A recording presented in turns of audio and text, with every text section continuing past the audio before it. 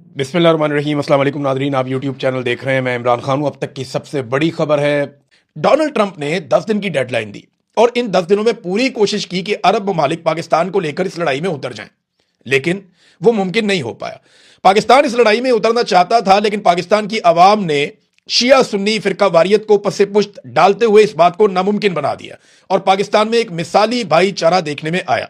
हत्ता की कोशिश की गई कुछ ऐसे कलदम तंजीमों के बंदों को उतार कर के हालात खराब हो जाए, लेकिन पाकिस्तानियों ने रिस्ट्रेंट का मुजाहरा किया, समझदारी का मुजाहरा किया और फिरका वारियत से गुरेज किया, जो पाकिस्तानियों की एक बहुत बड़ी कामयाबी है। और पाकिस्तानियों ने कैटेगोरिकली कह दिया, यानी फील्ड मार्शल ने तो बुला के मौलवियों को यह तक कह दिया था कि जिसको ईरान में जाना है या पसंद है उधर ही चला जाए। ये मामला खराब हो रहा था, लेकिन पाकिस्तानी जो है वो कंसिस्टेंटली अपने मौकिफ के साथ खड़े रहे। ये जो सुलह वाला दिन है, यानी ये पूरा दिन कैसा गुजरा मंगल का, ये मैं आपको थोड़ा सा इसके बारे में आगाह कर देता हूं। हुआ ये मंगल के दिन में कि अचानक से कुछ ऑर्डर आते हैं पाकिस्तान के मीडिया को। ये 4 किस्म के ऑर्डर हैं जो पाकिस्तान के सोशल मीडिया में हम लोगों को दिए गए और पाकिस्तान के रेगुलर मीडिया को दिए गए। और ईरानी सहाफियों के बारे में यह कहा गया कि अब ईरानी सहाफियों को आप टीवी चैनल्स पे लेने से गुरेज करें। इसका शिकवा कुछ ईरानी सहाफियों ने भी किया। उन्होंने बताया कि पाकिस्तानी टीवी चैनल्स के ऊपर हमारे इंटरव्यूज थे, हमें जाना था, लेकिन अचानक हमें कैंसिल कर दिया गया। यानी एक तो एस्टेब्लिशमेंट का ऑर्डर आया कि आपने ईरानी सहाफियों को नहीं लेना। दूसरा एक ये ऑर्डर आया कि आप अब ईरान की मजम्मत करें कि जो उसने सऊदी अरब के ऊपर वापस अटैक किया है, तो उसकी मजम्मत के लिए भी अहकामात आ गए। तो कुछ ऐसी चीजें पाकिस्तान में एस्टेब्लिशमेंट कर रही थी जिससे तासुर मिल रहा था कि पाकिस्तान अब पूरी साइड लेने वाला है और जैसे ही अमेरिका अटैक करेगा पाकिस्तान पैंतरा बदल जाएगा, ऐसा लग रहा था। क्योंकि पाकिस्तान की एस्टेब्लिशमेंट पाकिस्तान के मीडिया को इससे मिलते जुलते कुछ अहकामात जारी कर रही थी। लेकिन अचानक से डोनाल्ड ट्रंप ने सारा गेम पलट दिया और एक मैसेज आता है शहबाज शरीफ के पास। और मैसेज क्या आता है? शहबाज शरीफ का जो पैगाम मैंने आपको पढ़ के सुनाया, यह पैगाम इस तरीके से नहीं था। इस पैगाम के शुरू में एक और चीज भी है और यह लाइन जब आप पढ़ेंगे तो आप बड़ा एंजॉय करेंगे। पहली लाइन जो शहबाज शरीफ साहब ने अपने ट्वीट में लिखी, जो 1 बजे के करीब रात को उन्होंने की, उसमें था draft Pakistan prime minister message on x. समझ रहे हैं आप? देखिए, अब मैं आपको एक बारीक चीज समझाता हूं। ये दुनिया भर के तज्जियाकार इस पे बात कर रहे हैं कि ये मैसेज शहबाज शरीफ ने खुद नहीं लिखा और ये भी वो क्लेम कर रहे हैं कि ये मैसेज पाकिस्तान के अंदर से किसी सरकारी महकमे ने भी नहीं लिखा। मैं अच्छी तरह जानता हूं जो सरकारी लैंग्वेज है। मैं जर्नलिस्ट हूं, सारी जिंदगी हमने ये फाइलें पढ़ी हैं, सारी जिंदगी हमने ये डॉक्यूमेंट देखे हैं। तो पाकिस्तान के अंदर से अगर कोई लिखता तो सिर्फ प्राइम मिनिस्टर लिखता, पाकिस्तान प्राइम मिनिस्टर नहीं लिखता, सिर्फ प्राइम मिनिस्टर लिखता। अगर आसिम मुनीर साहब ने लिखा होता या एस्टेब्लिशमेंट ने लिखा होता तो सिर्फ प्राइम मिनिस्टर लिखते, किसी ब्यूरोक्रेट ने लिखा होता तो सिर्फ प्राइम मिनिस्टर लिखते। लेकिन ये किसी और मुल्क ने क्योंकि लिखा है और जुबान भी वही है जिस किस्म की जुबान डोनाल्ड ट्रंप इस्तेमाल करते हैं या अमेरिकन इस्तेमाल करते हैं, तो ये मैसेज लिखा हुआ पहले पाकिस्तान की मिलिट्री एस्टेब्लिशमेंट के पास आया और शहबाज शरीफ साहब ने एक्साइटमेंट में और उजलत में, इतनी खुशी थी कि अमेरिका से मैसेज आ गया है, कि इन्होंने फौरी तौर पे उसको ट्वीट कर दिया, ये सोचे बगैर कि इसकी पहली लाइन को मिटाना था। यानी पहली लाइन में ये लिखा हुआ था कि ये पैगाम शहबाज शरीफ साहब अपने ट्विटर से पोस्ट करेंगे, ये लिखा हुआ था। और शहबाज शरीफ साहब ने पहले लाइन ये वाली भी लिख दी कि शहबाज शरीफ साहब अपने ट्विटर से ये वाला ड्राफ्ट पोस्ट करेंगे और नीचे वो पोस्ट भी साथ ही लिख दी। थोड़ी देर के बाद शहबाज शरीफ को अपनी गलती का एहसास हुआ और उन्हें एहसास दिलाया गया बड़े तगड़े तरीके से। तो उन्होंने फिर अपनी ट्वीट को एडिट किया और एडिट करने के बाद ये पहली लाइन निकाल दी।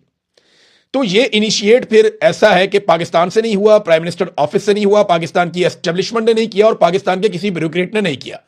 ये अमेरिका से इनिशिएट होता है और लोग इसके बारे में बहुत सारे दावे कर रहे हैं। अमेरिकन मीडिया हैरान है, दुनिया भर के प्रोफेसर जो सियासत को जानने वाले लोग हैं वो हैरान है कि ये शहबाज शरीफ से कितनी बड़ी गलती हो गई एक्साइटमेंट में। वैसे भी डोनाल्ड ट्रंप कहता है कि मुझे नालायक बहुत पसंद है, मैं नालायकों में रहना पसंद करता हूं, तो फिर शहबाज शरीफ साहब ने साबित की कि मेरे तो बड़ा भी नालायक कोई नहीं है। यानी वो जो देखिए, पाकिस्तान को इसका फायदा है। मैं पहले दिन से कह रहा हूं कि पाकिस्तान को अमन के लिए रोल प्ले करना चाहिए, पाकिस्तान को जानिबदारी से गुरेज करना चाहिए, पाकिस्तान को इस लड़ाई में उतरने से गुरेज करना चाहिए। चाहे कोई भी आपके ऊपर दबाव डाले, चाहे अमेरिका डाले, चाहे सऊदी अरब डाले, कोई भी दबाव डाले, इसराइल के साथ मिलकर ईरान के खिलाफ लड़ाई नहीं लड़नी चाहिए। मैं पहले दिन से यह कह रहा हूं कि पाकिस्तान का एक ही काम करना बनता है कि वो अमन के लिए कोशिश जारी रखे और पाकिस्तान ने यह किया भी। पाकिस्तान के वजीर आजम ने किया, बाकी लोगों ने किया, जिनका मैंडेट था उन्होंने भी किया, जिनका नहीं था उन्होंने भी किया और यह कोशिश बिलाखिर कामयाब हुई है। लेकिन शहबाज शरीफ साहब को यह बना बनाया जो मिला खेल वो शहबाज शरीफ साहब से गलती हो गई और एक शानदार मौका जो शहबाज शरीफ को मिल रहा था उन्होंने ज़ाया कर दिया और पूरी दुनिया को बता दिया कि मुझे तो बतौर एक कठपुतली के इस्तेमाल किया गया है, मेरी इस सारी लड़ाई में इतनी औकात थी। बहरहाल जंगबंदी होगी, ये बड़ी अच्छी बात है और मैं उम्मीद करता हूं कि ये जंगबंदी कायम रहेगी क्योंकि ये पूरे खित्ते में खासतौर पे पाकिस्तान और ईरान के लिए उनके मफाद में बहुत इंपॉर्टेंट है। अब इसराइल अगर कोई शरारत नहीं करता अगले 2 हफ्तों में तो ये चीजें आगे बढ़ सकती हैं। अच्छा, डोनाल्ड ट्रंप के साथ क्या हुआ जो डोनाल्ड ट्रंप को फौरी तौर पे जंगबंदी की तरफ आना पड़ा? डोनाल्ड ट्रंप के खिलाफ काफी एक्टिविटीज शुरू हो गई और ये एक्टिविटीज डोनाल्ड ट्रंप के खिलाफ अमेरिका में हो रही थी। पहली मरतबा ऐसा हुआ कि ये जो सिविलाइजेशन पूरी तबाह करने का बयान है उसके बाद डोनाल्ड ट्रंप की अपनी पार्टी के लोग डोनाल्ड ट्रंप के खिलाफ होने लगे और उनके स्टेटमेंट्स भी आना शुरू हो गए। कांग्रेस के रुकन जॉन बी लॉरेंसन ने 119वीं कांग्रेस में करारदाद 1155 पेश की जिसमें सदर डोनाल्ड जे ट्रंप को संगीन जंगी जराइम और बदउनवानियों के लिए मुआखजा करने की सिफारिश की गई। अब इस मरतबा क्योंकि कुछ लोग खिलाफ हो गए, डोनाल्ड ट्रंप के अपने भी मुआखजे की भी एक तलवार लटक रही थी, कामयाब हो या ना हो अमेरिकी सदर के लिए बहुत बड़ी बात होती है कि उसके खिलाफ मुआखजे वाला मामला चल पड़ा है। दूसरा, डोनाल्ड ट्रंप एक भी इत्तेहादी अपने साथ मिलवाने में कामयाब नहीं हो सका और फिर अक़वाम मुत्तहिदा के अंदर बाकायदा यह करारदाद लाई गई कि आपने हुर्मुज़ को बज़ोर ताकत खोल दिया जाए और पूरी उसके लिए कोशिश की गई, लेकिन रूस ने और चीन ने उसको वीटो कर दिया।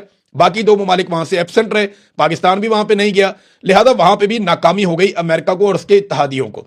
तो आपने हुर्मुज़ को ताकत के बलबूते पे खुलवाने के सारे इम्कान जब खत्म हो गए तो डोनाल्ड ट्रंप को जंग से बचने के लिए और अपने आप को बचाने के लिए अब जंगबंदी चाहिए थी। तो उसमें एक स्क्रिप्ट लिखवाकर पाकिस्तान में भिजवाया गया। पाकिस्तान के वजीर आजम ने उसको एज इट इज ट्वीट कर दिया। गलती ये होगी कि पहली लाइन मिटाना वो भूल गए जिसकी वजह से पूरी दुनिया में सुबकी भी हो गई और जो एक मौका मिला था शानदार किस्म का इसको मौजें लूटने का और पूरा क्रेडिट लेने का, शहबाज शरीफ साहब ने अपनी एक गलती से वो क्रेडिट बदकिस्मती से गवा दिया। अच्छा, अब पूरी दुनिया में शहबाज शरीफ साहब का मजाक भी उड़ रहा है और जब शहबाज शरीफ का होता है तो फिर पाकिस्तान का भी होता है। तो डोनाल्ड ट्रंप ने इस जंगबंदी में हासिल क्या किया? 10 शराइत तो मैंने आपको बता दी कि जनाब ईरान की 10 शराइत बड़ी सख्त है। इस तरह अमेरिका की भी शराइत है, वो इसके बिल्कुल ऑपोजिट है। लेकिन 2 हफ्ते की जंगबंदी के बाद क्या होगा और इस लड़ाई में अमेरिका को मिला क्या? नंबर 1, आबना हुर्मुज़ जो पहले खुली हुई थी जंग से पहले लंबे अरसे के लिए डोनाल्ड ट्रंप ने पूरा महीना उसको बंद करवाया और अब जो जहाज ईरान की निगरानी में और ईरान की इजाजत से वहां से गुजरेंगे उनके ऊपर फ्यूचर में टैक्स भी लगेगा। ये एक हासिल की चीज। नंबर 2, यूरेनियम अभी तक ईरान के पास है और ईरान कह रहा है जनाब हमें कानूनी तौर पर इजाजत दी जाए आइंदा इस पर काम करने की। फिर ईरान में खामनाई रजीम जो है वो अब लंबे अरसे तक मजबूत हो गया है इस जंग के नतीजे में। जो पहले ऐसा लगता था ये कमजोर पड़ रहे हैं वो मजबूत हो गए इस जंग के नतीजे में। इसराइल और अमेरिका की मिथ टूट गई है, उनकी चौधराहट बढ़ गई है कि इनके खिलाफ भी लड़ाई लड़ी जा सकती है और इनको भी तगड़ा जवाब दिया जा सकता है। इसराइल, अमेरिका और अरब ममालिक का अरबों डॉलर्स का नुकसान भी इस जंग में हुआ है। फिर छठी चीज जो हुई, इसका फायदा रूस को, चीन को, ओमान को, पाकिस्तान को भी इसका फायदा हुआ। पाकिस्तान को यह फायदा हुआ कि पाकिस्तान को लड़ाई में नहीं उतरना पड़ा, अच्छा हो गया, बचत हो गई हमारी।